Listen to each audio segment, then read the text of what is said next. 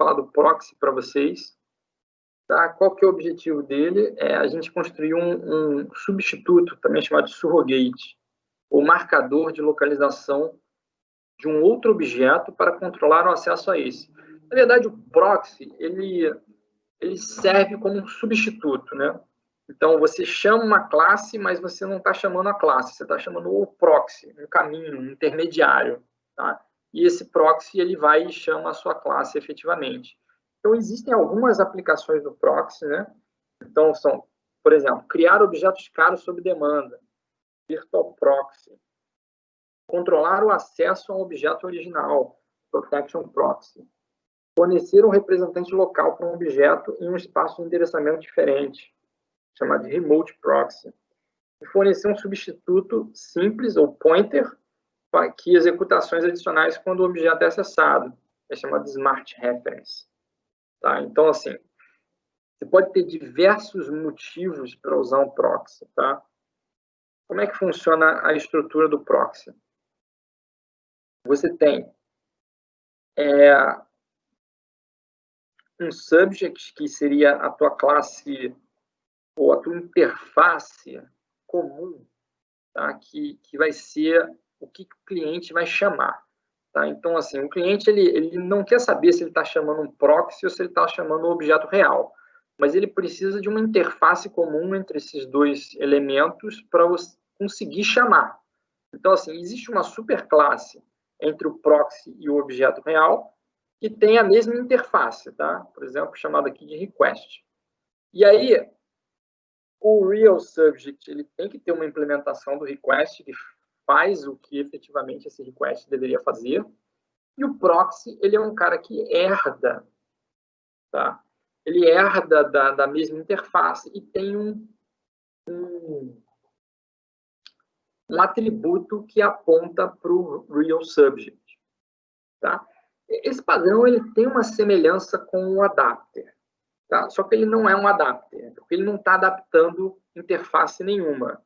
Ele tem a mesma interface, tá? Então, assim, é a mesma interface entre os dois e você chama a interface, na verdade, você vai estar chamando o proxy no lugar do real subject. E aí, o request aqui do proxy, ele chama através desse atributo o request do real subject. Tá? Então, ele não só chama, mas ele vai adicionar o comportamento que ele precisa aqui. Tá? Então, assim, depende do que você quer com esse proxy. Né? Então, você vê lá os motivos, o que você está fazendo com esse proxy, e aí esse motivo ele vai entrar aqui. Tá? E aí, depois que o motivo tiver cumprido, ele vai chamar aqui o real subject. Tá? Então, o exemplo do Goff é um exemplo lá do editor de texto, né? Para que eles usaram o proxy, né? Eu tenho um objeto graphic aqui, que é o objeto comum, tá? A interface em comum. Eles criaram um image proxy, tá? Para ser um intermediário para uma imagem. E aí foram adicionando um comportamento que seria interessante, tá? Mas que não é, que, digamos, não é próprio da imagem em si. Tá? A responsabilidade era destacada para esse intermediário. Então, por exemplo, aqui ele no método draw, ele verifica se a imagem está carregada e se ele não estiver carregada, ele carrega a imagem para depois chamar o draw. Tá? O que isso aqui te permite, né? Você está fazendo essa implementação aqui no proxy, permite eu usar a imagem sem isso, ou usar a imagem com esse comportamento que carrega a imagem no momento que foi chamado o draw, tá? Que é, por exemplo, um lazy load.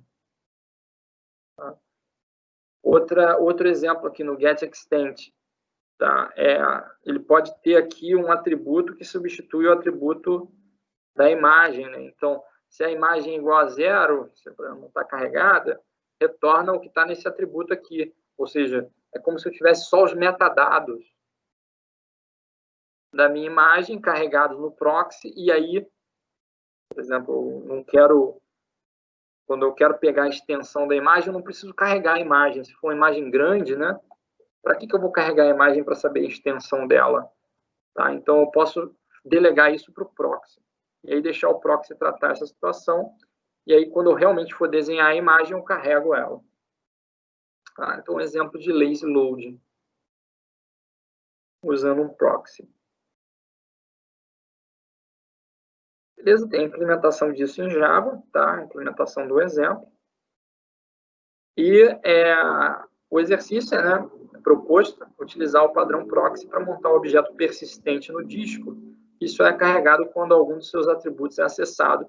É o famoso lazy loading. Aí, né? A maior parte das bibliotecas de ORM, né? Mapeamento objeto relacional, utiliza essa estratégia. Então, você pode usar aqui como padrão para implementação dessa estratégia é o